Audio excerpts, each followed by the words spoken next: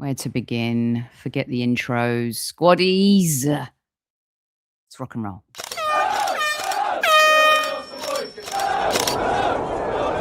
Mind the gap between the train and the platform. Please stand clear of the discussion doors. The next stop is Highbury Squad.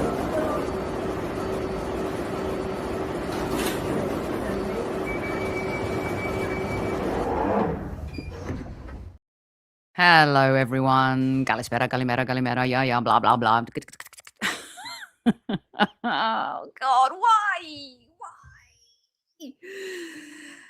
To those listening on Apple and Spotify and our audio platforms, yes, you are tuned into the right show. This is Highbury Squad, and I am making supersonic noises because that was a tough watch. Even me, the staunchest defender of the blue-collar Arsenal, is finding it hard this evening to find the silver linings, but I shall. You tell him, Vince. You tell him. And here to help me, as ever, in the post-game show, my podcast brother, Mr. James Johnson. Welcome. Yes, at ease as always, and my God, what an at ease! Because that was hard. That was a hard watch. That was a really tough watch, and let me tell you something, everyone. Natalie Sawyer is never allowed back to Squad Central. All right, never allowed back to Squad Central. That's how quick football is. You can go from saying Arsenal are going to win the double to you're banned the day after. That's how friendships break. Okay. Hi, everyone. All right, let's have a good chat. And I can see your comments flying in. And I'm going to try and get as many up as I can. And I would like to start off by reading some, because in true fashion, some Arsenal fans are losing their minds currently. And I get it. Hold on one second. Everyone take a deep breath. All right. Everyone take a deep breath. In fact, good timing for Albert to join the show as I raise the Buddha. All right. All right. Here is let's rub the Buddha belly. All right. You guys probably think she's not taking this seriously. How can she be an Arsenal fan? Does she realize what happened tonight? I'm telling you guys, just calm down. All right. Breathe through your nose and out of your mouth. It's not over till the fat referee blows the whistle. Now, Albert, welcome to Squad Central. Good timing, because I am going to read some of these insane comments by our wonderful squaddies from all corners of this great earth. You haven't missed anything yet, really, other than me talking about nothing. It's like an episode of Seinfeld. Nothing's happened yet. It's a little bit like the Arsenal game. So you know what? I'm following suit. Nothing happened in that game. And so, therefore, I'm talking about nothing. Right. Here we go. You guys ready? And by the way, please hit the like button as our Chief Like Officer, Tammy Steele, demands in a friendly, respectful manner. Here we go. Cincinnati. This game is like banging your head against the wall of our own making. Also, by the way, I'm thinking if I'd have prepared better for tonight, I would have had people reading these in a character of a movie. You know what I mean? So, yeah. Okay, and 2351 says, bottling the league again. On this form, we lose against City in the EFL Cup final. Odegaard woefully defensively for the Brentford equalizer. The governor says, might check out until the final. It's history repeating itself again. Mohammed says, Gabby Martinelli scored. Did he? I don't think so. This would be a totally different introduction if Gabriel Martinelli scored. Rich, all the way from Thailand. Good evening, Soph and Squaddies. 1-1. Take it and move on to focus to the next game. It's 5 a.m. for me. Bless your heart. Stray Cat, thoroughly outplayed tonight. Straight facts from Stray Cat. Thibaut Pesk says, Brentford are Stoke on steroids. Kevin Harold says, evening all. We're not winning the league, people. Players don't want to. Ton de Village or Village, depending on where you live. Okay. Sophie, don't get your hopes up. Manchester City will win again. Arsenal are never ready to win. Oh Jesus. Right. Okay. All right. Hello, Soph. Arteta out. Year 7, says Henri. That's not Thierry Henry, is it? No. John Behan says, the only people to blame tonight are the players. Both Rice and Gabby should have scored, and Gabriel Martinelli, it's only a matter of time before he messes up, unfortunately. He should have been sent off. I'm reading these out, picturing how you're writing them, okay? Thibaut Pesque, people are saying the league is gone, are spineless losers, sorry. Yeah, that's my guy right there. Okay, Matthew D'Souza. Outside of 1 to 2 away performances in the league, every away game has been hard work. We lack any threat outside of set pieces. The Foxington. Ooh, never do anything the easy way, do we? All through the years since I began with the Arsenal in 1980-81, never did it the easy way. Life is not easy. That is the truth. Right, Albert, 5 minutes and 50 seconds in, James. I'll keep the comments. I'm going to keep the comments going and flowing. All right. The Guna channel, at ease to you. Good to see you in the chat. Arsenal extend their lead at the top to 4 points. Okay, why don't we start at the very beginning as we always do, and then we can riff off this, James. The starting lineup came through. Saliba sounds like he's got shits or something. I don't know. Is he sick? Is he injured? Not quite sure. But what did you make of the starting lineup? Yeah, I was only one away again. The only one I didn't have was obviously Saliba having the illness. I won't. Right or wrong, James? I keep getting so close every week. I'm nearly there. That one day I will get all 11. I promise. But yeah, I had no problem with it. With everything that was spoken about with Odegaard and Saka going to be back in the squad, thanks to Hand of Ozil's tweets this morning, giving people a little bit of a heads up there. I thought that would be the team that he picked, and we've had the conversation, Sophie and Albert, throughout this season, and we've had a couple of games where we've all got together and said, you know what, everybody had a bad day on the same day. And I think today, and I'm not trying to make a cop out, I'm not trying to make excuses. I think a lot of them today had a bad day on the same day again. I think a lot of them were really, really under par. And you know what? I'm going to give full credit to Brentford. I thought they were really, really good. A lot of people say that this is a crap league. This is the crappiest league ever in the history of the Premier League. I don't disagree with that. However, a lot of people use it by saying that how well Brentford are doing is an indicator of how crap and how bad this league is. I think they deserve to be where they are. And I think they're a very, very good side, very well coached side, very organised side. And if I'm a fan of Brentford tonight, I would feel very hard done by, because I agree with that comment you put up earlier. I think that's an obvious second yellow card for Gabriel. I don't know how he got away with that one. And just on pure percentage chances, they should have buried some of their chances that they had. They were very, very good tonight. Well, I know you're going to get a few stats and facts for me if you find them, James. And squaddies, if you get a quote from the gaffer, please put it in the live chat and I will put it in. I will seek it myself. But for now, Albert, I wanted to get some initial stats that are up. Brentford had 11 shots. We had 7. They had 3 on target. We had 2. 40% possession to Brentford. Passes 283 for them, 458 for us. Accuracy on passing 78% to them, 86. 12 fouls for the Bees, 11 for the Gunners. 3 yellow cards for them, 2 for us. No red cards, no offsides. 6 corners for Brentford and 4 corners for the Arsenal. Albert, how did you see the lineup? Did the gaffer get the lineup right, Albert? Yeah, I didn't have too many issues with the lineup. I thought the only potential there was a couple of places in the side. I thought Carpe would start tonight over Calafiori did. If Trossard was obviously going to be fit, then I would have liked to see him start anyway, and then have either him or Madueke or Martinelli. But I thought Madueke would start anyway, so there wasn't any great shocks really. I think what it did show, and it kind of goes from the team lineup into the game, so in the first half especially, I think we lacked a little bit of physicality tonight, and I think it showed, particularly in the first half. I agree with Albert. I think Look, let's not take anything away. Brentford played a really good game, and if you missed yesterday's show, I know it might be painful to go back, but if you listen to it, you will realize what happened tonight. Like, Natalie talked a lot about this team finding a groove, that they're tenacious, they believe in each other.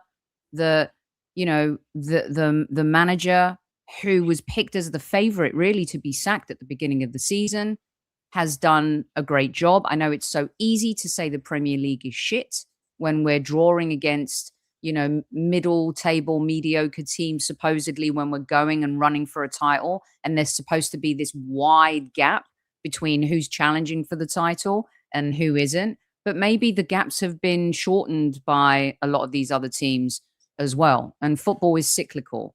But there's no doubt tonight that we were poor. Where I want to go is this, because there's going to be a lot of conversation, and I'll get to more of your. Are we being spammed here? Hold on one second. We are.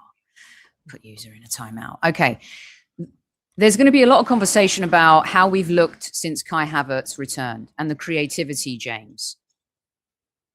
We have to talk about the elephant in the room. I'm sorry, but if people are going to be out there attacking Gyökeres and talking about Gyökeres and whether you think he's had an impact or not on this team, that's totally up to you.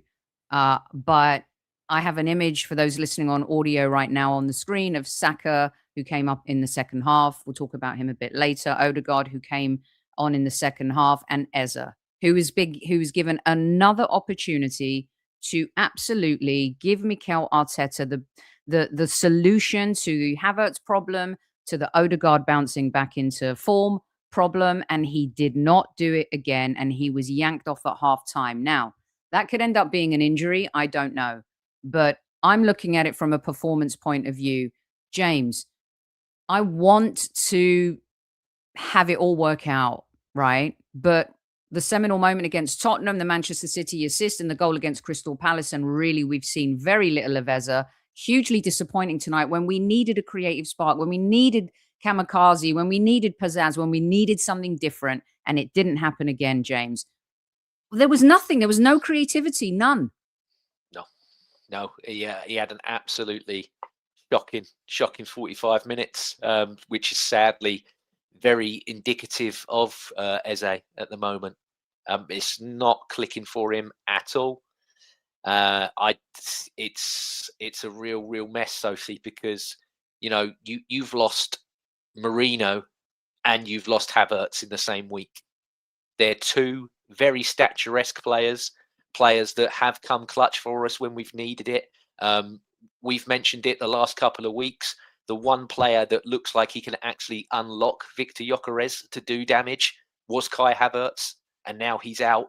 And you're thinking tonight, Brentford, okay, like we've just given them the plaudits, but you're also thinking this is a game, Eze, where you might get a bit of time on the ball. You might get to show a bit of flair, a bit of what you're all about. And he's just not on it. He's just not on it. At times, we've talked about that shirt weighs really heavy. And at the moment, I think that it is weighing absolutely so heavy on Eze to deliver, not just from himself, but I think, because it was his dream. It's his dream to play for this club. It's something that he's always wanted. And he's gone from, like you said, having that seminal moment to now just having terrible game after terrible game. And then you mention Odegaard in the picture you've put up as well. He was the best of the three. I'm sorry, I thought Saka was dreadful when he came on. Odegaard wasn't brilliant by any means, but within the first few minutes, the tempo went up and he showed a bit of initiative and he had a few good touches for our attack to do something. So, out of all them three that you put up, he was the best of the bad bunch. But I think the other two seriously underdelivered. And Eze being hooked at half time, Mikel very rarely makes a half-time sub unless he needs to. And that wasn't that Eze was hurt.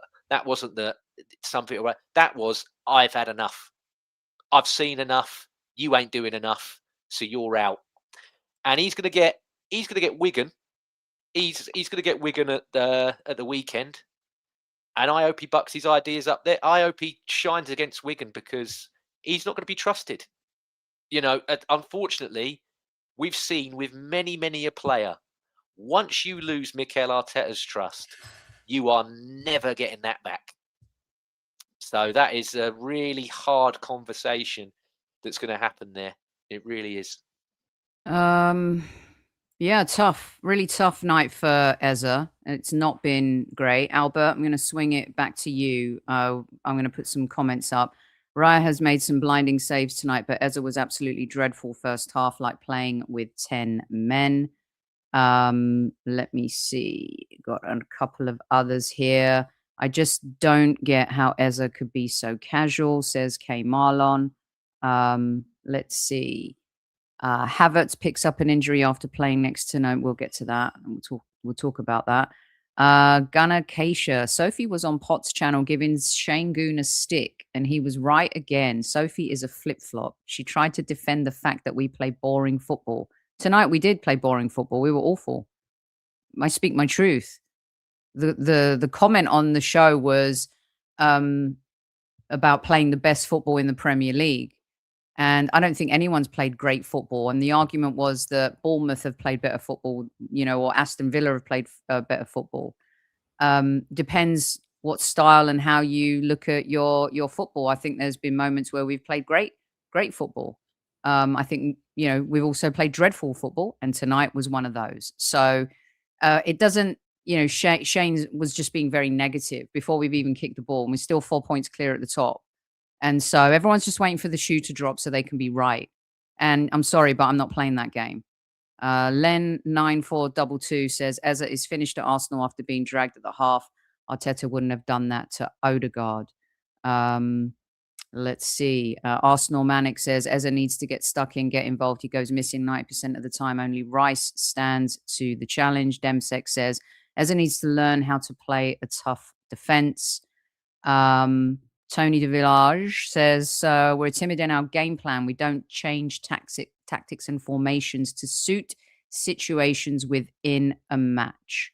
And someone asking Nathan Thompson, does Eza have a future at the Arsenal? Albert, what's your take? Eza was one of your, you know, we all wanted him. We all love him. And maybe, you know, there's still time to turn up. 11 games in the Premier League, Champions League. It just wasn't great. No, the first half wasn't great by any of them, and that includes Eza. I'm probably not going to add much. Do you feel like he was singled out then? Do you think that any one of them could have been subbed at halftime? No, that wouldn't have happened. So just because in terms of the position that Eza plays, you know, him or Odegaard, but I mean, he's not going to change the way he walks. So that's not really anything different. He's got that languid kind of style anyway. That's just him. But so I think it's probably a good thing he wasn't the man marking Lewis Potter at the back post, because goodness knows what would have happened then. We know what happened when he happened against Villa, and we never saw him again since. But yeah, listen, he hasn't taken his opportunity tonight, all that it being 45 minutes. There are still plenty of games to play. James, I'd even go further. He might even get a game against Wolves away, as well as the FA Cup game, because it's difficult to build up any momentum, you know, when you're effectively is at the moment, he's a bit part player at Arsenal. But then you say to yourself, with players, and that includes Eza, when you're not featuring in the first team on a consistent or regular basis, are you giving the manager enough of a headache and a decision to make to say, you know what, you're my guy, I'm going to play you for the next 3 or 4 games, no matter what? And the answer to that question is he hasn't. He's a quality player, Sophie. He is. I mean, well, Albert, what do you think of what Romley's saying here to you? But Eza had to go. We switched tactics. I don't know what people are missing or why people are missing it. What changed in the second half then, tactically? Tempo. And emphasis. No. But tactically, I'm talking like Eza went off, Odegaard came on. But and what changed? Nothing. Speed. That's not like, is that I'll go play with speed? Yeah, but that's the players though, Sophie. You know, as much as, and again, I'm like you guys with Eze. I absolutely love him, but today, when he's carrying the ball, the total amount of progression that he made was 6.2 meters. That's not enough. It's nothing. Yes, that is nothing. That is no space whatsoever. And he made no pass that led to a shot creating action from an attacking player or a midfield player or defender. He made no key pass.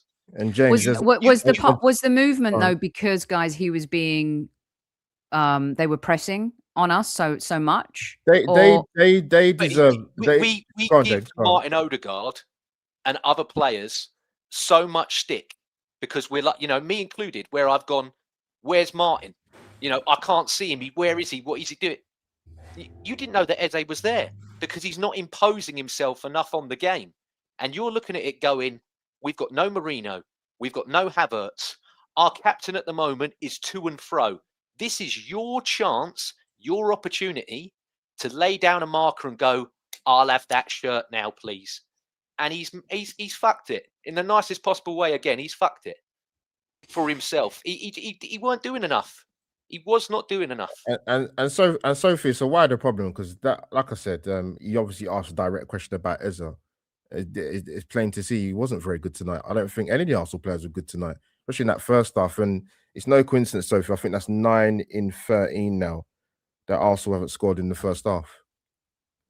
I don't care how good. I don't care. You can talk about squad depth and quality of players. If you're playing that amount of games and you're not getting a foothold in the game by scoring first, you're making it even harder for yourself, regardless of the quality of play you have in the side.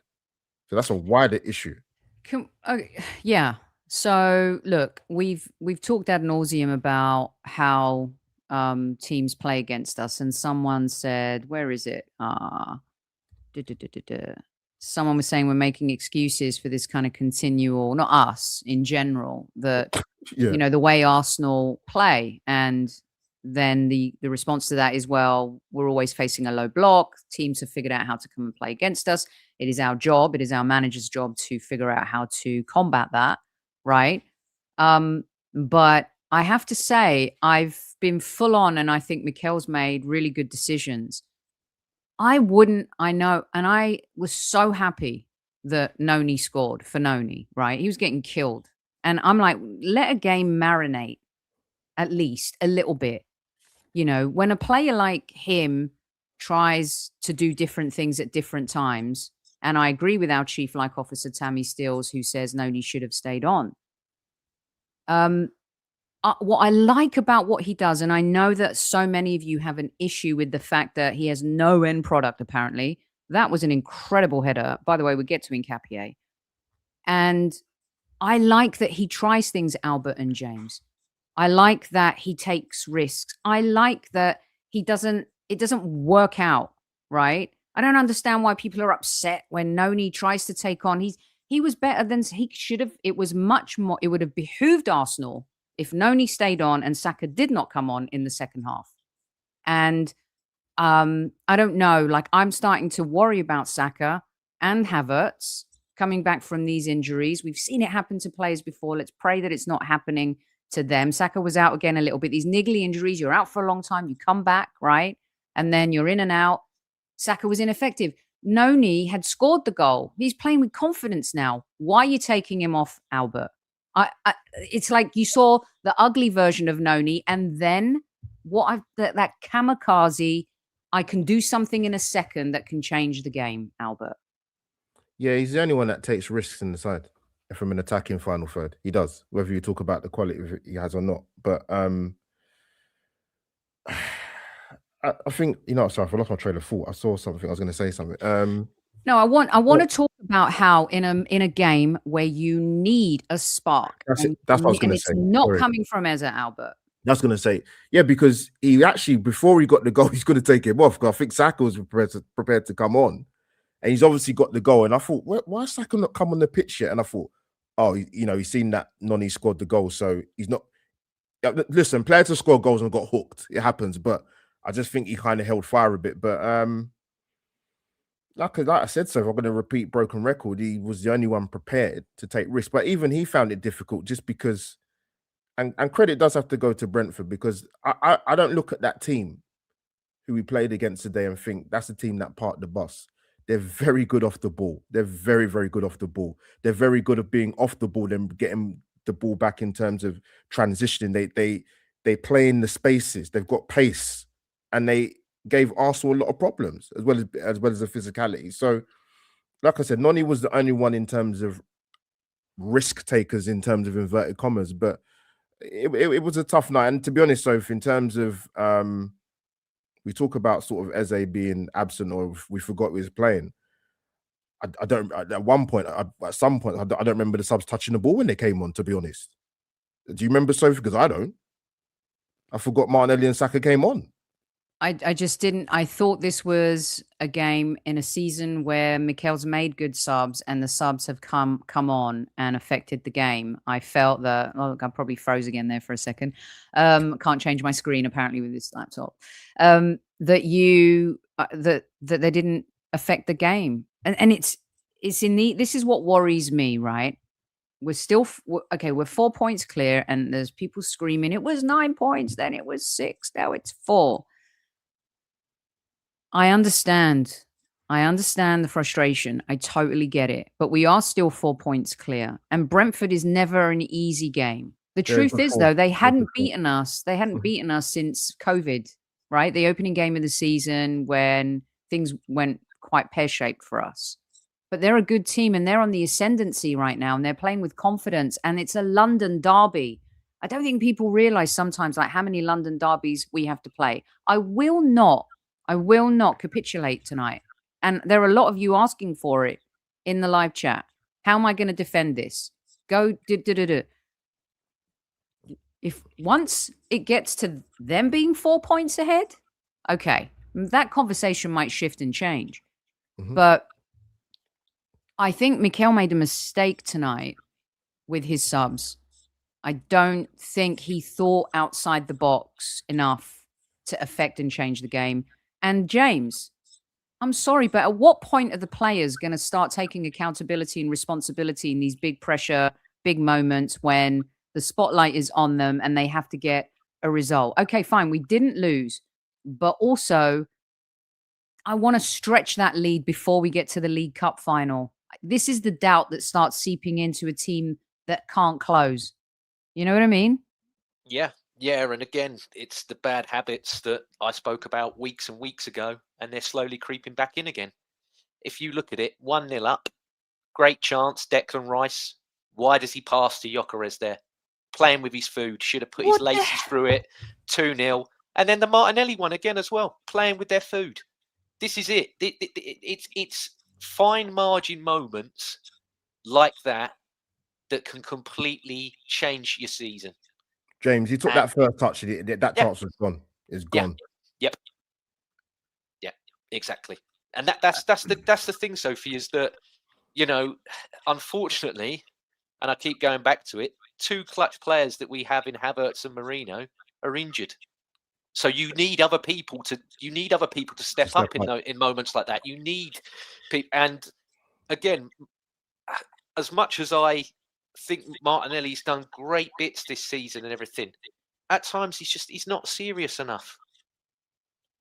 This is what let me tell you, and I totally agree with what you're saying there, Albert, in the sense that what James is saying is that 2-3 games, 4, 5, 6, 7, 8. All right, you turn it on. And you guys know my mantra for this season. I will bring it up again. Consistency, depth, mentality. Consistency wins titles. Consistency is what keeps you in a team, and consistency, right, is the key to everything, Albert. And unfortunately, it's like Martinelli's like hot, hot, hot, hot, cold, cold, cold, cold, cold, cold, cold. Right? Yeah, Sophie, there's been key moments this season. There's 2 obviously tonight, and I don't know. When we played United, we went 1-0 up. I don't know what happened after that. The performance and the way we managed the game was awful. And it goes 1-1. And for me, I thought Arsenal were dreadful. I thought they were absolutely dreadful. They're losing their first point of contacts. The passing was awful. I mean, Timber, that's the worst game I've seen. I thought it was awful. I thought it was dreadful. I thought his decision making, and I thought the last few seconds of the game summed up his performance. That pass that he gave to the Brentford player, and even when he's been put through by Yoka as a good ball, you've got to come across the defender. You've got the 3 or 4 yards ahead of him.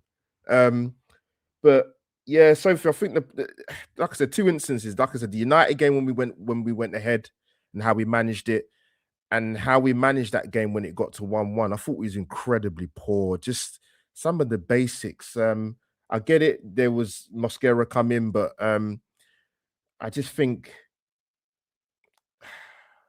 I don't know, Sophie, man. I'm trying to find the words to describe. I just thought the poor. Let me tell you something about Timber. Benjamin White should have played tonight. Or, like I agree with Barry. Mm-hmm. We better be careful with Timber. He's not been great lately. He's not. He's not played with the same energy. He's not played with the same. Do you remember the comments we were making, just before Christmas time, like Timber's positioning, out front, his runs. It's just not happening. White will play against Wigan. I'm going to say something now that I never, ever say. I never say this, but I'm going to. I don't care about the FA Cup. This is the one year where I'm going to say out loud, all right, I want to win silverware. I care. You guys know how I feel about the domestic competitions. You also know that there's a sacrificial lamb for me when we get to this point. Win the League Cup. The League Cup is the cup to win this season. FA Cup, as far as I'm concerned, he should play Brando Bailey-Joseph. He should play, I don't know, but I think what I think with that is, I'm not disproving what you're saying. I think it helps who we've drawn against in the FA Cup, because I don't know how Man City do it. Some of the draws they've got over the last couple of years, I'm like, Jesus, man, like you playing your Macclesfields and your League One side, League Two side, but it does help that Arsenal got Wigan at home, because one thing we've talked about with Mikel is in terms of how he utilizes the squad. It's a conversation we had last season, to be honest with you. And yeah, people might say, oh, it's an afterthought, but we're here to have the discussions, right? And yeah, maybe Ben White should have started, because Timber was really off. Like, there's a couple of games, I can't remember the game where he looked really, really good. He played well, but tonight, and you can be off it sometimes, but yeah, that's, I don't think I've seen players poorly as that in an Arsenal shirt, if I'm going to be really honest. There are some other candidates tonight, but let's just make it clear, man. That's from when it went 1-1, Soph, it was really poor, really, really poor. Was there anyone who had a good game tonight for you guys? Go on, 2 for me. So the one that I thought played the best was Hincapie, and I thought that Mosquera, to go up against one of the most potent strikers in the league, out of the cold again, bit like where he got plucked out of the cold to play against Inter Milan with Thuram and Martinez, and he handled that assignment. I thought he was brilliant tonight. That when he got the wrong side of Thiago, every fan, and I defy every single person in here not to lie, we all went, oh no. And he redeemed himself and got that block in. That, for me, is class. Absolute class. But yeah, Hincapie, for me, was the man of the match. I thought he was brilliant. I know a lot of people critique him with what he does going forward, but I thought he was really well there tonight on the byline, whipping them crosses in pretty much first half and second half. But yeah, other than them two, okay, Rice. Yeah, but Rice, is a shoe-in most of the time anyway. But no, for me, Hincapie and Mosquera were the best two, easily. So Mosquera has to be the bargain of the summer. He's so good. I thought Big Gabby was awful tonight. Should have been sent off, Sophie. I don't want to hear about us moaning about refs. We got so away with that. That is the most obvious second yellow. I sat there and I had my hand in my mouth straight away. I went, you absolute idiot. And then when he didn't give it, I was like, bloody hell, lucky us.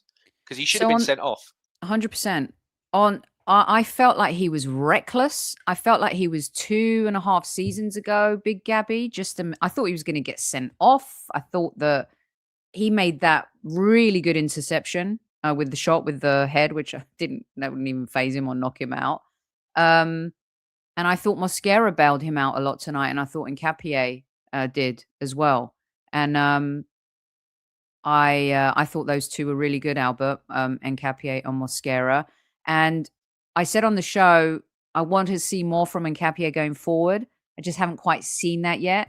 And you know what, Albert? What a beautiful cross for the Noni header from Nkapie. That was quality, absolute quality. You're on mute. No, I was just saying, to add to that, he's the only one for me that even tries to attempt to put crosses into the box from deep or when he gets wide. Who else does it in the side apart from we have set pieces? I don't see too many of them do it in open play, because we recycle the ball, we go back because we go sideways, recycle the ball, and then we lose. We have opportunities in games to get crosses into the box, and we don't do it. And the only person that's prepared to do it is him. The goal at home against United came from him crossing the ball in the box, put the ball in the corridor of uncertainty. And yeah, I thought he was solid tonight personally. Very good in the air actually, Nkapie. And I don't know whether Mikel allows them in terms of, or the players to take responsibility to actually put the ball into dangerous areas. You're already struggling in terms of opening teams up. And like I mentioned earlier, 9 out of 13 games you haven't scored in the first half, for example. If it's a couple of games, you can forgive it. But 13, that's too many. There's fundamentally a problem, but there's a mixture of reasons for that, Sophie. The speediness of play and not getting the ball in from wide areas. Yeah. I thought Raya had a great game and a terrible game all in one. Yeah. He redeemed himself. He had some proper shaky Raya moments, and then he come really, really clutch at the end. That one that he just sort of got a palm to, like he like palm strike the ball away. When you watch that back, that's a really, really good save. And that's a great comment. Yeah. He put himself in he saves himself from the mess that he put himself in. Yeah. Yeah. That's a great point. Yeah.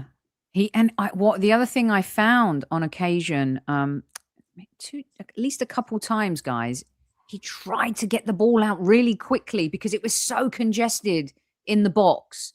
And Brentford were not afraid to pile players in when they had those set pieces and those long throws. And 2 or 3 occasions, it's like he wants to get it out there fast, and it just wasn't. It wasn't happening. Yeah. So if I think I go back to kind of a comment I made earlier in regards to you coming up against, I think Arsenal and Brentford probably the two informed teams over. I think I saw a table over like a 10-game period. And what you want to do is make sure if you don't win the first balls, you win the second ones. And the goal, Gabriel doesn't win the header, and we're asleep at the back post.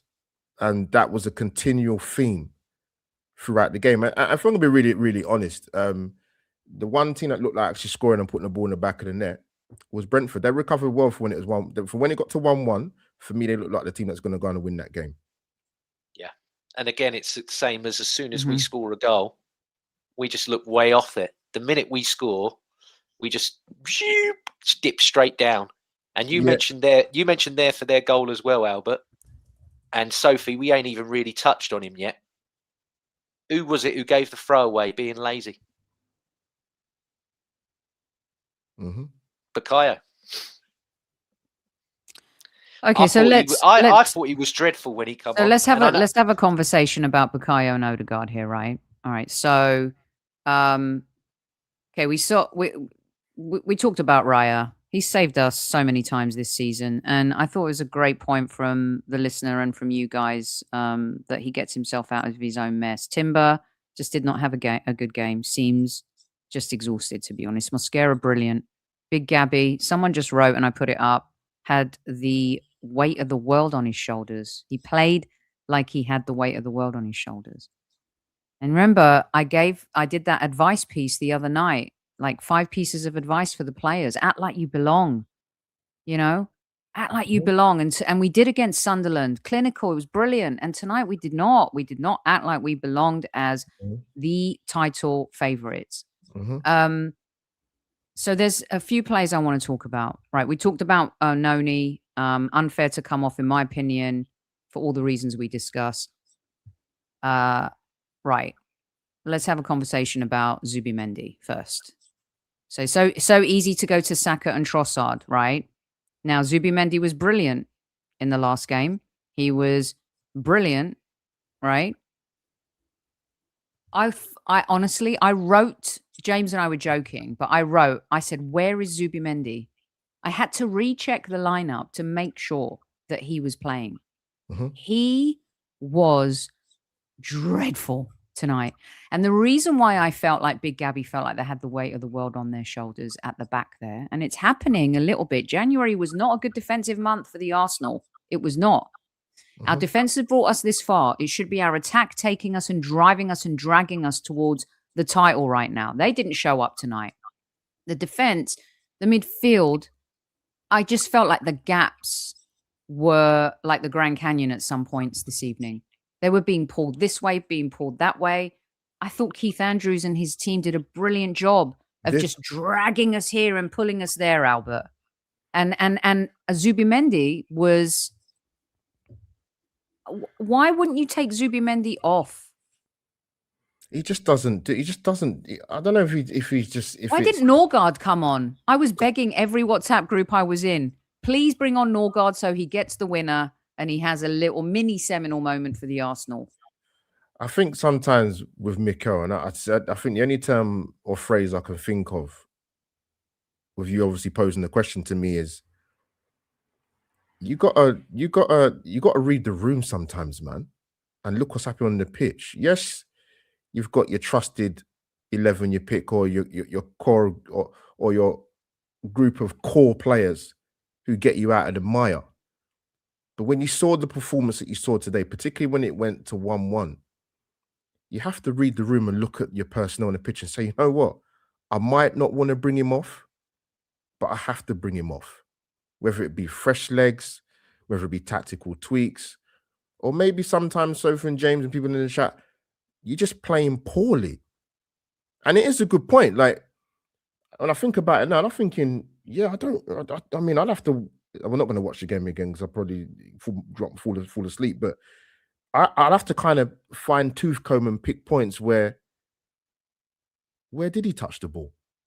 Yeah, I can give Brentford a lot of credit for the way they harangued and harassed our when we was in possession of the ball, when they stepped off, but that wasn't good, man. And so if I mentioned before, when you know, I think particularly on the SWOT analysis show, actually I've said it throughout the course of the season, is and I think today's game was fitting, that you got to embrace the challenge, man. I'm not saying Brentford are going to roll over and give you 3 points at their stadium, but you almost would have thought, James and Sophie in the chat as well, that Arsenal have never seen this team play before. In terms of Brentford, who you was coming up against. We know these guys do analysis. Albert, it's got nothing to do with talent v talent. This tonight was all about mental.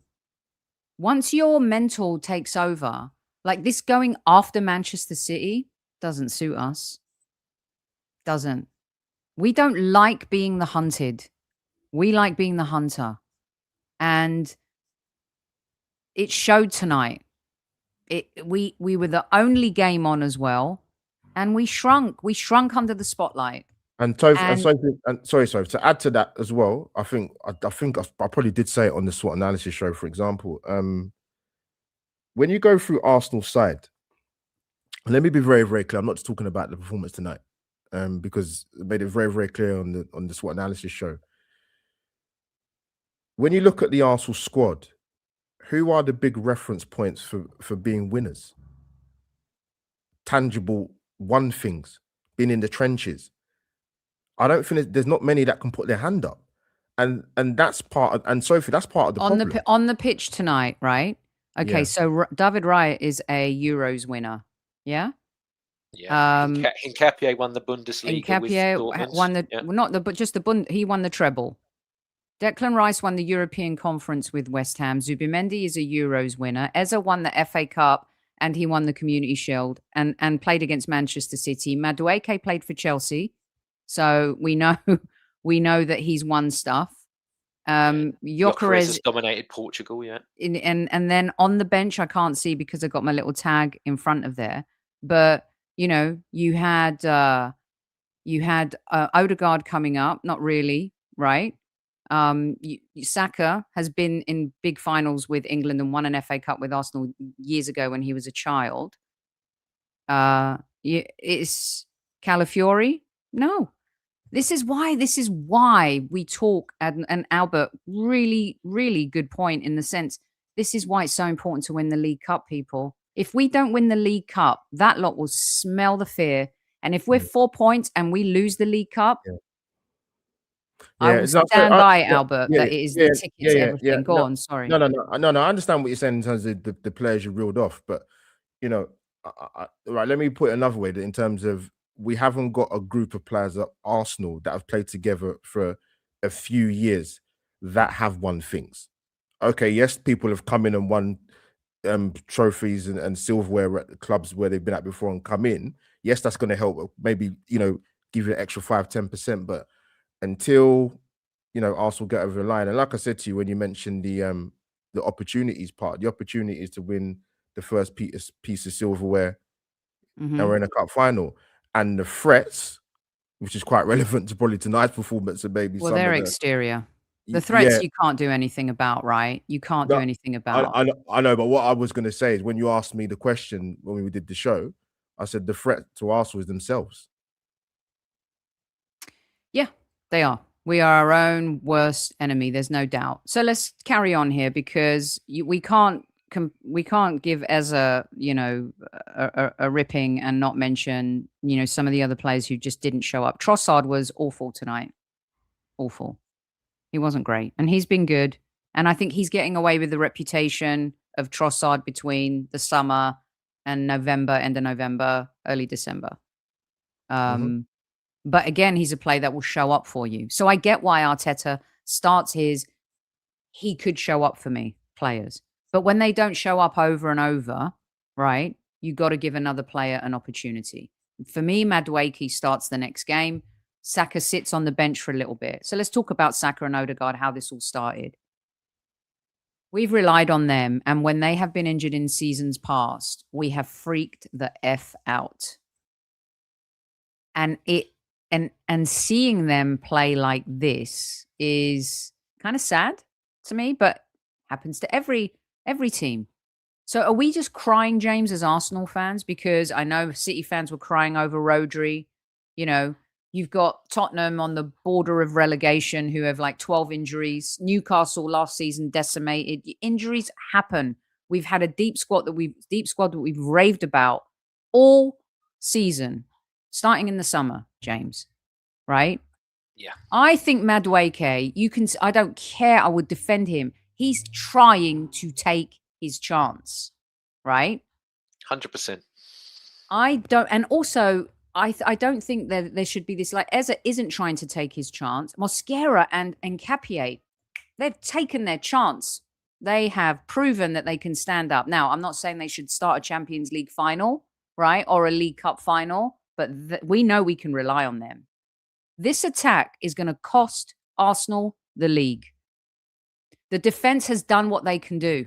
They can only hold the door for so long before it gets penetrated and broken down, James. Yeah, 100% agree. And again, a lot. I'm watching. I'm listening to you guys, and I'm watching the chat as well. And a lot of it, as per. And again, I'm not disagreeing with any of it whatsoever. But a lot of it is, well, the manager. Like I mentioned earlier, when players on the pitch play with their food, you can't go at Mikel Arteta for that. Could the subs have been made beforehand? Of course they could. Was the subs correct? Again, hindsight's a wonderful thing. I look at Trossard tonight and I'd have gone like you said there, Sophie. I'd have kept Madueke where he was and I'd have put Saka on the left. Try that out. Can we give that a go? You know, we've seen it a couple of times this season, but can we give it more of a go for a sustained period, not like 5 minutes here or 4 minutes there? Can we have that for a sustained period of time just to see if that potentially works with them three? Because like you said there, at the moment, attack-wise, yeah, we've scored a lot of goals in the most recent games, but we're at we're in a bit of a desperation here because two of the best attackers that we have in Havertz and Marino, whether you want to agree with it or not, the proof's in the pudding, in the numbers. Their numbers are up there. Whether people want to agree with it or disagree with it, they're both missing. So you've got to find a solution. So that's something that you've got to throw out there and roll the dice on.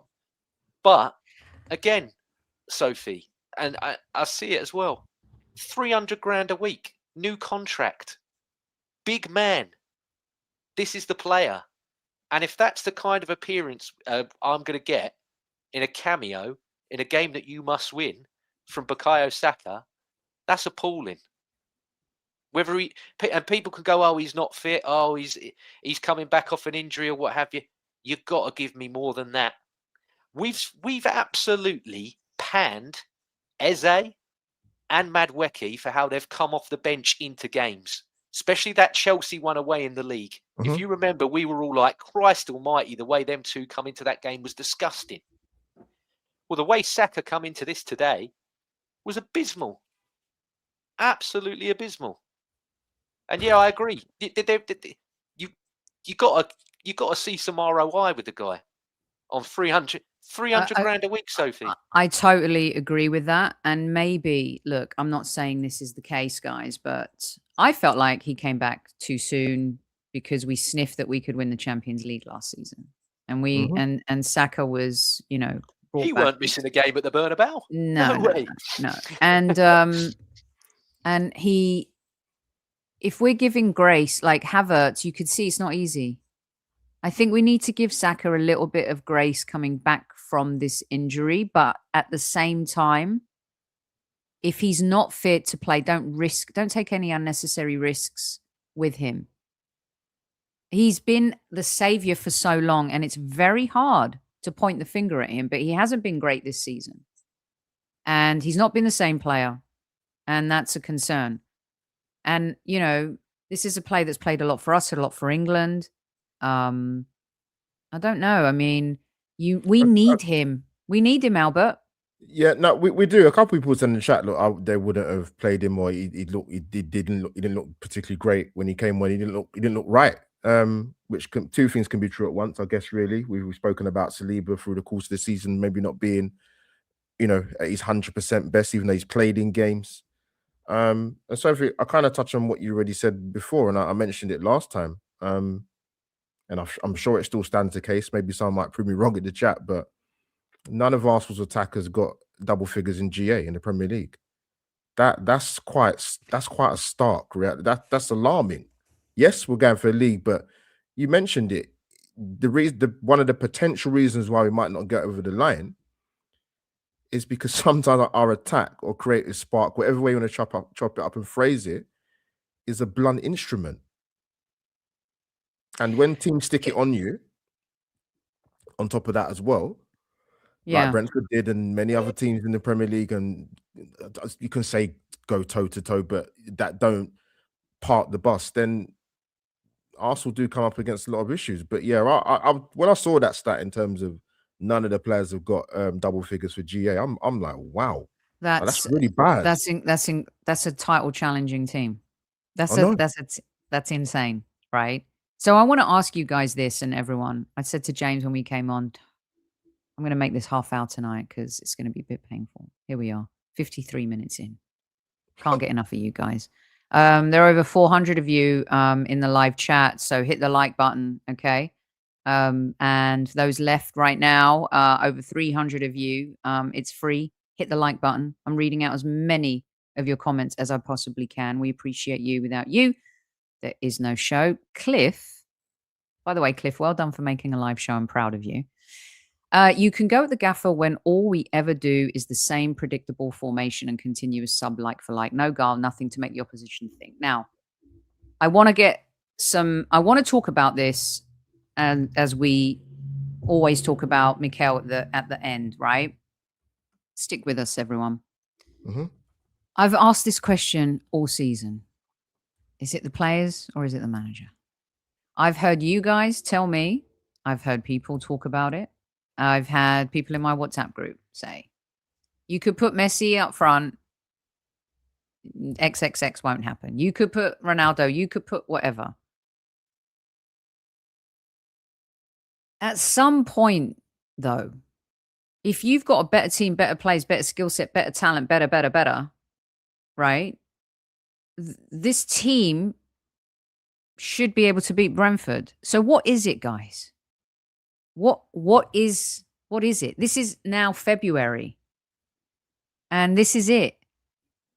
So usually a plan starts at the very top, right? I write a marketing plan and I create the objectives and the strategy based on the product, the brand, the film, the whatever, and then I give it to my team. Write your PR plan, write your promotions plan, write your digital marketing plan, write your this, as I've given them the creative brief. So James and Albert, what is the creative brief from Mikel Arteta? What is not being transmitted or is? What is it? What is it? Well, for me, it's not mutually exclusive. At various points in the season, it's been on both. Both of them are to blame for it. And tonight I look at it and I go, could he have made some of the substitutions attacking wise in that second half quicker? Yes. However, again, the game state that they bring themselves into the game, I can't blame him for that. And I can't blame him for when Declan Rice is through, he decides to pass to Gyökeres. And I can't blame him for Martinelli's poor touch when he should have just hit that first time and we're having a completely different podcast. So can I read? It's both. Okay. I mean, people, as much as he is to blame for me, I've always said that it's plan A, and then if plan A don't work, it's plan A with different players. But I think that's always been a thing with Mikel Arteta. So you have to make sure when your plan A doesn't work and then it's plan A again with different players, these players have to deliver for you. And again today, Sophie, not just even in attack, a lot of them again had a bad day altogether at once. That's happened a few times this season. Yeah, still 4 points clear. Mm-hmm. Got Wolves next week to make it 7 again. And then they play before us. So you have to make sure next week that you do make that 7 against Wolves. Because I don't think, as much as I don't really worry about us in these big games. I worry about Brentford's, Fulham's, your Wolves's. That's what I worry about. I worry about these games. The ones that should be givens are the ones that Arteta and sometimes the squad struggle the most with. Look at Nottingham Forest away. That terrible 0-0 that day. Again, Martinelli missed an absolute sitter. It's stuff like that I worry about. And people earlier said this is 2 points dropped. I totally disagree. I think this is a point gain tonight because they should have beat us. Yeah, they could have won. They should have beat us. They were by far the better team. So that was a point gain tonight, in my opinion. For what that's worth. So, yes, mate. You riff. I'm done talking. I feel like I've talked myself into believing something that I'm. No, I see someone put in the chat. I'm making excuses. I just said 5 minutes ago, and it's stat verified in terms of our attack. None of our players have got double figures for GA. How would that? What are we doing here? Like, that needs to improve. The defense has been the cornerstone of this side for 2-3 years. So I'm a bit confused what I'm making excuses about. I find that strange, but anyways, I think it's a case of Sophie, and I mentioned it before already. I think sometimes with Mikel, this is not just about tonight. It's a case of being prepared to make to make the changes at the right time, but also sometimes it's a case of keeping players on and them not being the fool guy to come off because you want to bring on maybe some of your tried and tested that are not ready. I think sometimes, both things can be right, but sometimes I'd like to see him do that a bit more. And I just think from an offensive point of view, and it kind of goes back to the sort of the 22, 23, 23, 24 season, Sophie. Like, I saw fluidity in Arsenal's forward line. I've not seen that probably hardly at any point this season whatsoever. Like, let your offensive players express themselves. Yes, I mentioned to you, I think a couple of games ago, and I said Mikel looked like he was losing it on the touchline in terms of not moving the ball quicker. But let's be honest, from an attacking point of view, Arsenal have regressed. They have, and that needs to be adjusted, tweaked, or slightly. But yeah, sometimes you can keep players on, for example, Noni today, and sometimes you can bring players on a bit earlier who might impact the game with a bit more time on the pitch, not when it's at dire straits and it's 5-10 minutes to go. Sometimes you can be a bit more flexible. Yeah. I think we've discussed, we'll do that coming up to the game against Wolves, but Birmingham wants to talk about the injury crisis, and I'm not going to do it. I thought the reaction to Havertz's injury was childish. I really do. I don't know what it is people don't understand about elite sport and how these things can happen. Is it a bummer? Yes. Because clearly, since he's been back, he's been our best player. Are we going to miss him? Yeah. There was no creativity tonight and no unlocking the Glock. The Glock was... Oh, sorry. Was that a ball to me? Oh, I'll wake up, shall I? Someone just passed the ball to me. Declan had an opportunity to pass it right through the middle to Victor and he went left again. Anyway, we're not talking about injuries. We've got depth. We came this far without Kai Havertz. And then Havertz came in the side, 2 or 3 games, helped push us along. Got Victor scoring, really nice play, all of it. But we need to learn, put our big boy pants on and not cry when our players get injured. It's like the end of the world. Do you think Mikel and the team are thinking like that? No, it's next man up. Doesn't always mean the next man up is the best man up, but next man up. That's football. And all this crying over injured players and we're cursed and this it's so childish, Albert and James. And the ones that come back, Sophie. In terms of the captain, we mentioned that so I want to ask you really, what did you sort of kind of make of Odegaard? I'll be quick, No, don't you? Yeah, and we're going to talk. Let's wrap because I was talking about the manager and then the plays he picked because we end on the manager, but we have to talk about the Saka and Odegaard thing. And yeah, give us your take on Odegaard real quick, and then we'll wrap things up. I was messaging you in the group chat. I'm in a couple of Arsenal group chats, and let's just say that was I in trouble? No. They're Martin Odegaard, the fans, to put it politely. But no, he came on. Yes, Arsenal had to be better in the second half because the first half was poor. And yes, he was instrumental in that and the press and the rest of it, this, that, and the third. But after it went to 1-1, Sophie, I don't remember seeing him, to be honest. I mean, they scored on 60 minutes.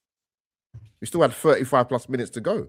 He was really good for the first 10 minutes he came on, Albert. And then the goal happened, and obviously he should have done better at the back post. But I didn't see him after that. So there's not much to report. I didn't see him. Like most of our players tonight, I didn't see him when he came on.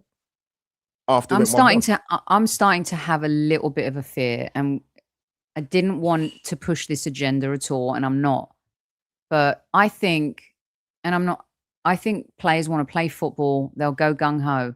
But when that World Cup is being dangled at the end of the season and you've been injured and your country does not get to World Cups often, you're the captain. I would want to protect myself from playing that for my country.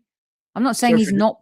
I'm not saying he's not, Albert, but something is Something's off with Odegaard. I don't know if he's upset or injured. Their first World Cup since '98, and he's the main star along with Haaland. Do you really think he's not gonna overexert himself? You're spot on. James touched on this before, and someone mentioned in the chat, and I think there's something in it. He's been sulking as well. Say that again. I think for the first time, maybe in his career, we don't know behind closed doors, but James raised the point a few games ago when he was sort of sulking. Took a bit of umbrance to be taken off. But you've been poor for a very, very long time. What injury did he have, James? I must have missed it in the last 4. Tell me if I'm going mad. What injury that Odegaard had that he was out? His knee, no? Yeah, I believe it was his knee again. Yeah. But I remember you saying that, and I was like, yes, we've had circumstances before where he's been injured and he's come back. But I said this before, and I said it again, Sophie. If you're going to mention the injuries of Odegaard, and there are other players at Arsenal that have had injury spells, then you surely, some sections of our fan base that are big Odegaard fans, for example, surely you can offer the grace you give to the captain and the player in Martin Odegaard. You can show that with some of the other players who have had the kind of the medallion put around their neck, i.e. Victor Gyökeres, for example, and Panda guy's been here for 5 months. There needs to be consistency in your assessment of what you call giving someone a bit more grace, should I say. This comment, Newman doesn't usually make good ones, but this one hit me. How does Odegaard go from 15 goals in 1 season to 12 in 3? Mental, Sophie. Mm-hmm. One, he's worried. Again, and he had totally off topic, I know, but I'll try and be as quick as I possibly can. Theo Walcott had a few very good goal scoring seasons for Arsenal. Then he got a lot of whacks.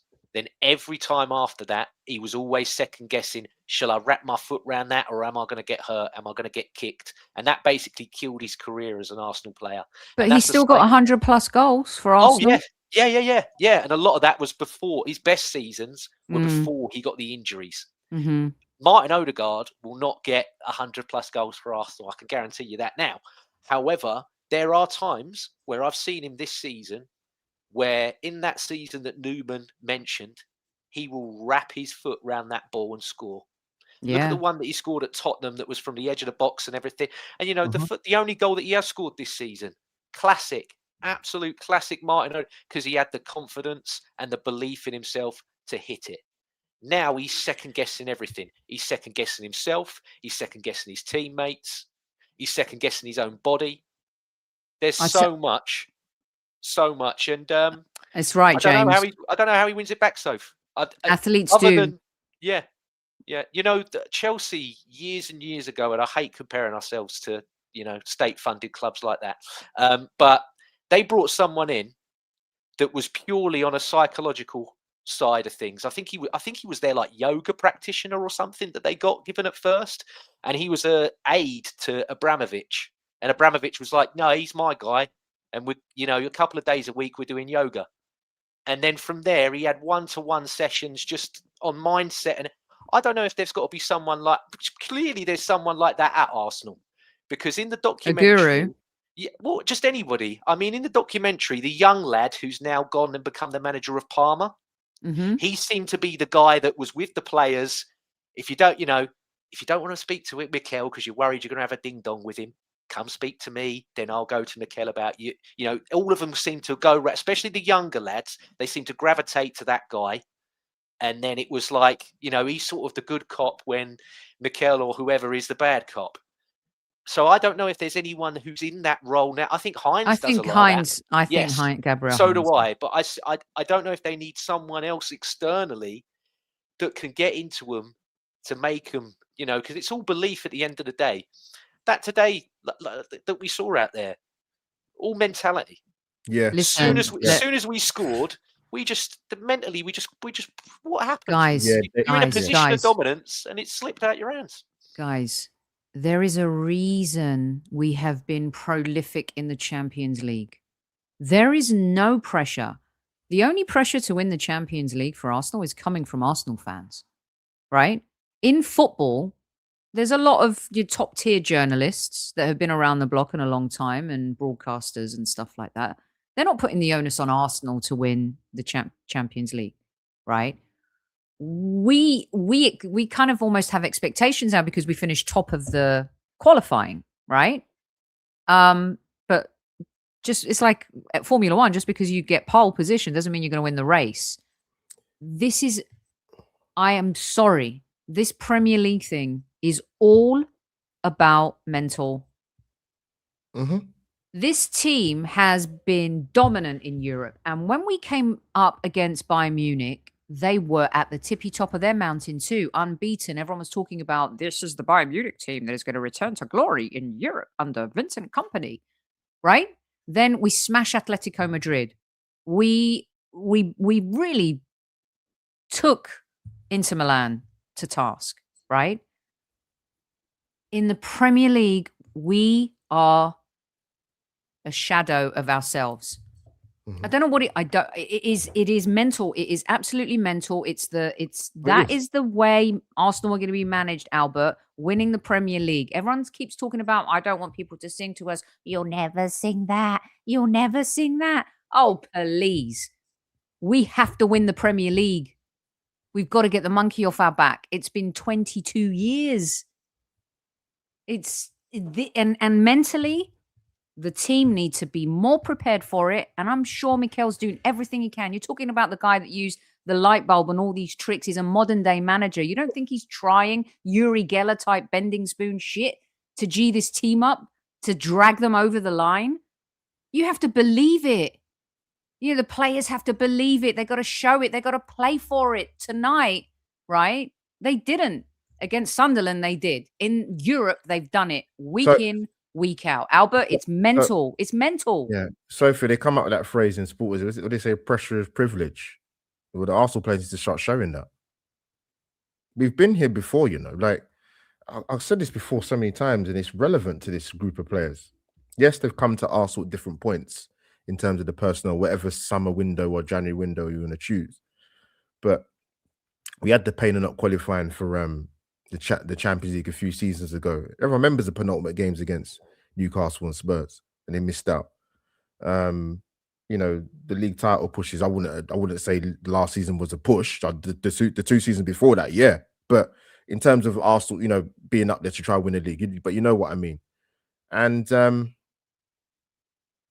that is the one. Like, let's be honest. I mean, you can sit here and Sophie, I'm sure we'll do another few podcasts on the Highbury Squad after tonight. Of course we will. But the one question that's always asked of Arsenal, can they get over the line? And then you look for the reasons and the tangible reasons, and there's only one for me, and you said it. It's mentality. 100%. And it's got nothing to do with talent, Albert. No, because and you're right, Sophie, because just parking the Premier League to one side for 2 seconds, but we're in a cup final, right? And we ain't been in one for a very, very long time. So if we're talking about mentality and pressure, you're going to face it on the 22nd at Wembley. Believe me. 1, because it's a final. 2, who you're coming up against.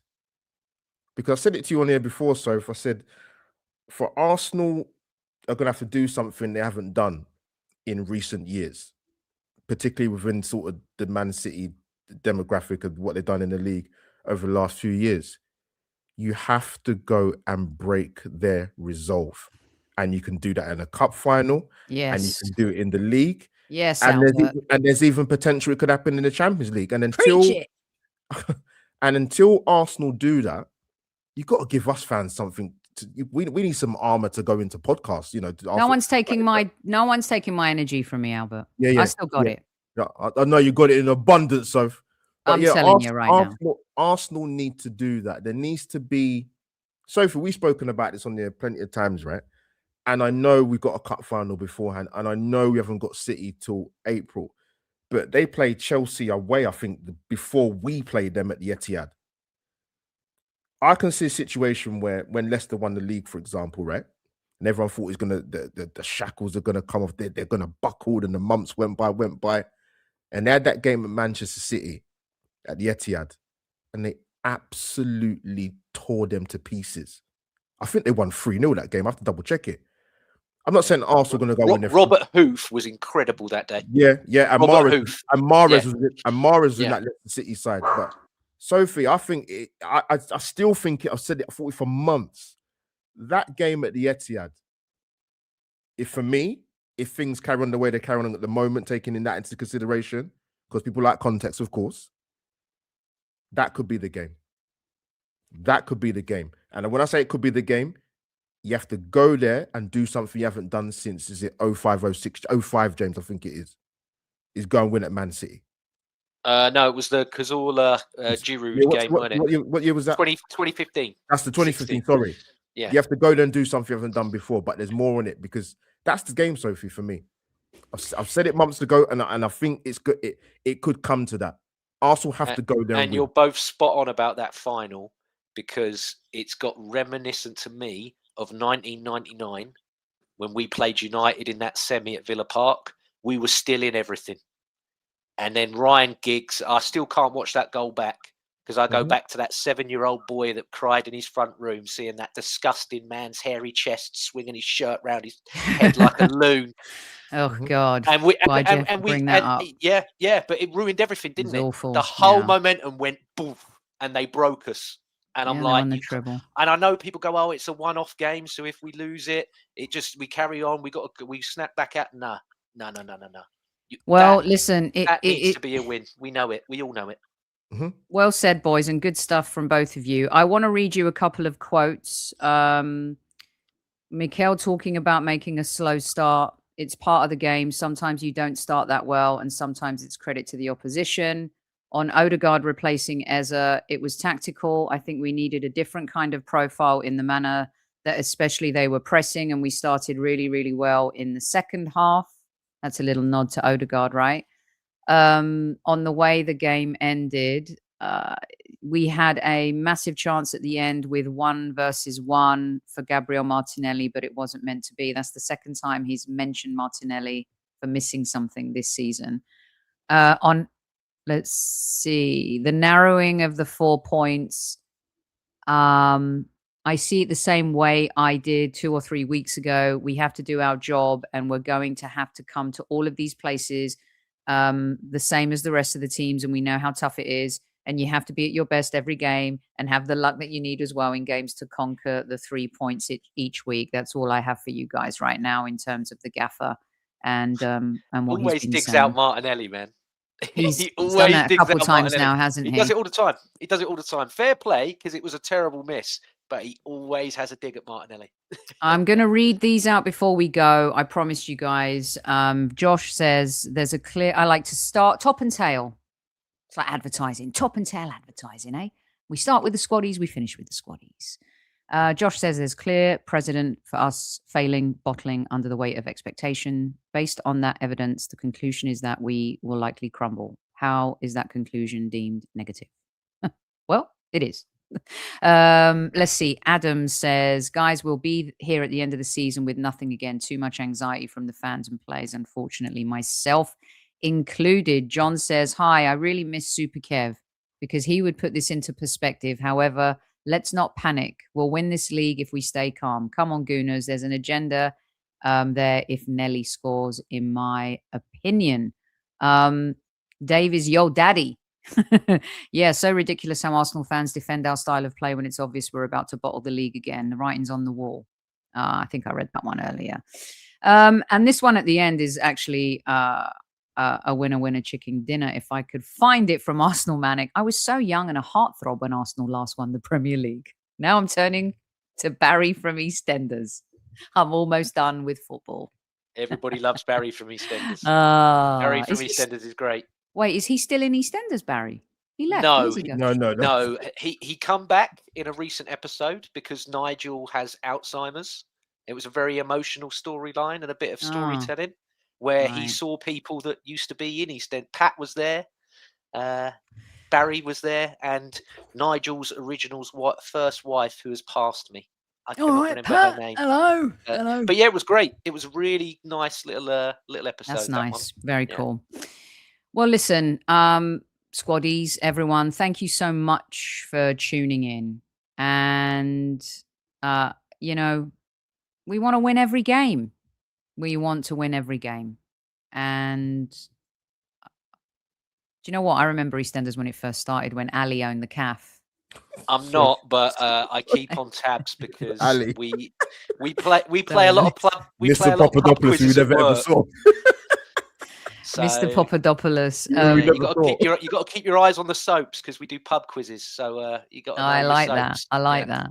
I'd rather talk about EastEnders when Michelle got pregnant. I dip in and out. You know, I like my big times. You know, I'm a child of the 90s. I like my Phil and Grant. I like my Martin Kemp. I like my Beppe. I like my proper characters. Proper geezers on the square, not these soft ones that are in it now. Yeah. I like my geezers. Do you remember Nick Cotton? Eh? Yeah, real evil people. You know what? What are you guys going to do when we come off air? What is everyone going to do? How are you going? For me, it's still the afternoon. So I got a dinner, right? I can watch the Olympics. I have to ring Dad, Sophie, but if you want to do that for me, you're more than welcome. Oh, wow. Okay. My dad's sleeping, so thank God. And also, do you know what? I'm never, ever, ever going to, like, my sister, I love her, but she knows that Arsenal are playing today, right? She called me the day of the Man United game. And I said to her, don't ever call me again, ever, on game day. I know what you're doing here. Stop it. And then today, she didn't call me. She WhatsApped me. And I said, don't message me ever when we play on game day. You know, she's like that Man United gnat, that mosquito. All of a sudden, she's into football again. Oh, where have you been the last 2 or 3 years? Anyway, I digress. I am going to have a bowl of chicken vegetable soup. All right. With a couple of slices, with a slice of sourdough toast. And let me tell you something that happened to me today. You want me to share before we go? I'll tell you what happened to me today. All right, these boys are going to go to bed. It's a bad day all round. Today, I found out that I have high cholesterol. Oh, so. High cholesterol? And the people are worried about Odegaard's form? I'm injured. Okay? I got high cholesterol. You're going to need me between now and the end of the season. So, we are going to need you. We are, so. It's hereditary, apparently. There's this, it's called something. Because my dad has had a quadruple bypass in the 90s. You know, that was a long time ago. He's still alive. Have you got to make your tactical swaps with your shopping now? You know, I was stick thin for years and years and years, put on a bit of weight, you know, lately. It's, you know, stuff. But high cholesterol, I'm sorry. No, not me. Not this gunner.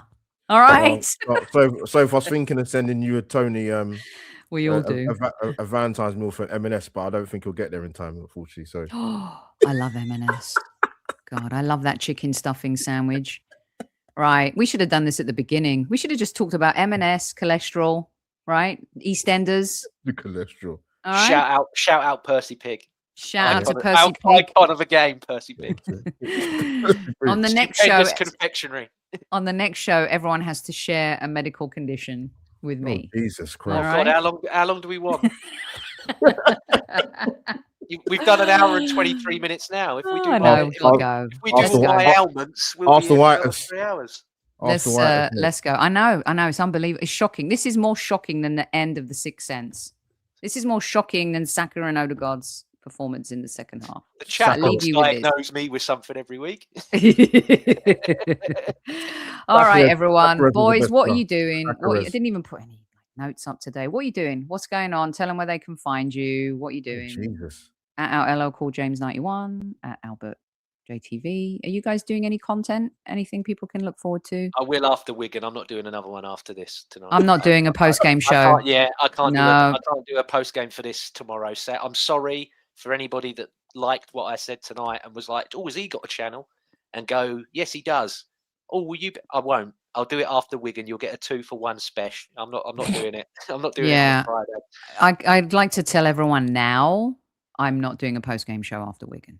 That's not happening. I'm taking the day off. I'm not shocked. Our Marcus Gale, like he's mine. We'll have a good football chat next week. Thank you for the kind words, Harvey, by the way. I like the fact that you think I can do that. So yeah. What's he saying? Oh, I'm very generous that he thinks I've got a body that can go on that website. So yeah, much obliged. Guys, do remember to tell your loved ones you love them. There were a couple of losses in the Arsenal community. Yeah, well said, so. Sheila and also Lulu Gunner, who, if you follow on X, I didn't personally know those ladies, but in the community on X, you see posts and reposts. And so our thoughts go out to anyone who knew these two women who clearly had a great impact in their way on the Arsenal community, and also, had a good following online where they talked about the club week in, week out. So well said, because I mean, I don't think most people would have met Sheila, to be honest, from what I kind of saw a few weeks ago. But I'd met Lulu a few times, and she was actually the one that broke the news about Sheila passing away.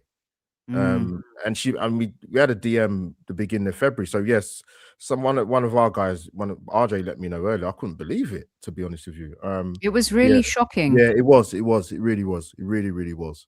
When you sent that message to me, and I didn't know her, I'm not going to sit here and say that that I knew both of them well. But again, like I said, you knew of them through other people in the community and what they did. Yeah. And because I did see the message that she broke, that Sheila passed away 3 days ago. Crazy. And here we are. And, guys, James Van Der Beek, 48 years old. Oh, man. That's my guy. It's just like the big man used to say. All right. And the big man will tell you guys tonight, don't lose faith. Okay. There's still a long way to go. You've got to believe. These players deep down, I know they believe, but there's something that needs to trigger that. I thought the Sunderland win would do that. But it's going to be up and down. London derbies aren't easy. All right. This is going to be a roller coaster. Hang tight. Hold tight to your friends, your loved ones. And remember, take a little break too, outside of football. I'm going to go watch Marty Supreme tonight. Okay.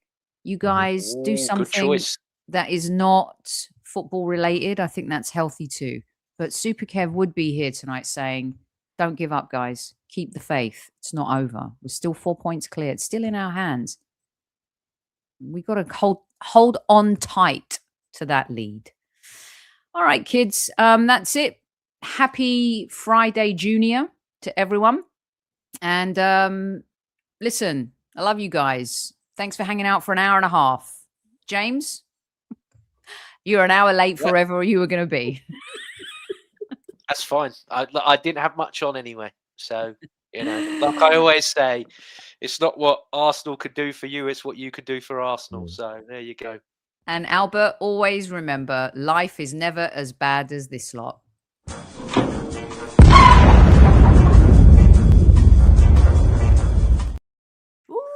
Ooh. I know, kids. I've lost it. See you tomorrow. Tomorrow? Do we have a show tomorrow? Maybe.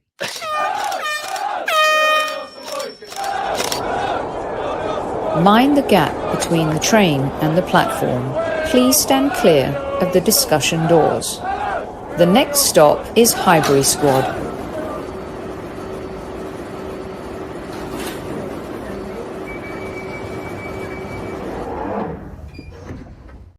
Oh, James just sitting there in his Y fronts. Oh, you gotta love shorts. Yeah. Oh, shorts. Yeah. Oh, I love you guys. At ease.